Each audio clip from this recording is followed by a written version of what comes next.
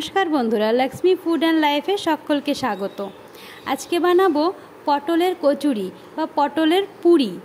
पटलेर पुर भरा कचुरी बा पुरी আপনারা কি এখনো পর্যন্ত কেউ খেয়েছেন? যদি না খেয়ে থাকেন তাহলে অবশ্যই রেসিপিটি দেখুন। আশা করছি খুব ভালো লাগবে, একেবারেই কড়াইশুঁটির কচুরির মতো হবে। তো এর জন্য আমি কিছুটা পটল নিয়ে নিয়েছি, বা সেগুলোর খোসা এভাবে আঁচড়ে নিয়েছি। পুরো খোসাটাকে ছাড়াবো না, এভাবে খোসাটাকে আঁচড়ে দু মাথা কেটে নিয়েছি।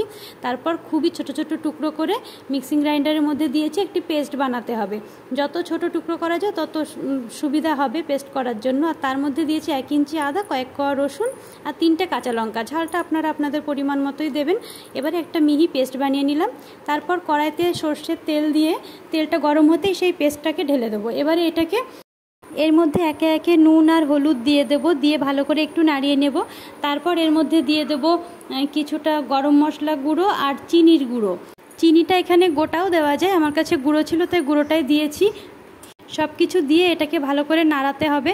এভাবে নাড়তে নাড়তে আস্তে আস্তে টেনে যাবে, শুকিয়ে যাবে, একটা এরকম শুকনো ডো তৈরি হয়ে যাবে। যখন দেখবেন কড়াই থেকে ছেড়ে দিচ্ছে সেই সময় এটাকে নামিয়ে নেব। এটা ঠান্ডা হোক, ততক্ষণে আমরা লুচির জন্য ময়দাটাকে মেখে নেব। ময়দার মধ্যে চিনি, লবণ আর সাদা তেল দিয়ে ভালো করে আগে ময়াম দিয়ে নিতে হবে। কচুরির ক্ষেত্রে ময়ামটাই মেইন, ময়ামটা ভালো করে না দিলে কচুরি খাস্তা হবে না। এবারে এর মধ্যে উষ্ণ গরম জল দিয়ে এটাকে ভালোভাবে মেখে নেব। এবারে এর থেকে ছোট ছোট গুটি কেটে নিয়েছি লুচি বানানোর মতো।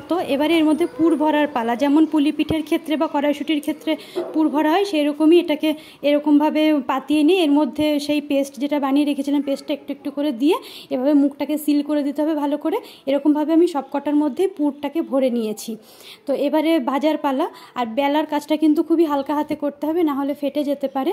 আর পুরটা একটু বেশি পরিমাণে দেওয়ার চেষ্টা করতে হবে, একেবারে কম হলে ভালো লাগবে না, একেবারে বেশি হলে আবার ফেটে যাবে। মোটামুটি পরিমাণে দিতে হবে। তারপর তেল গরম করে এগুলোকে ভেজে নেব, যেমন করে লুচি বা কচুরি ভাজা হয় সেরকম করে ভেজে নামিয়ে নেব। তৈরি হয়ে গেল আমাদের পটলের পুর ভরা কচুরি বা পুরি। অবশ্যই জানাবেন ভিডিওটি কেমন লাগলো, আর যদি ভালো লাগে একটা লাইক করবেন, কমেন্ট করবেন, আর চ্যানেলটিকে সাবস্ক্রাইব করে প্লিজ পাশে থাকবেন। আর আপনারা সবাই ভালো থাকবেন। আবারও দেখা হবে আরেকটি ভিডিওতে।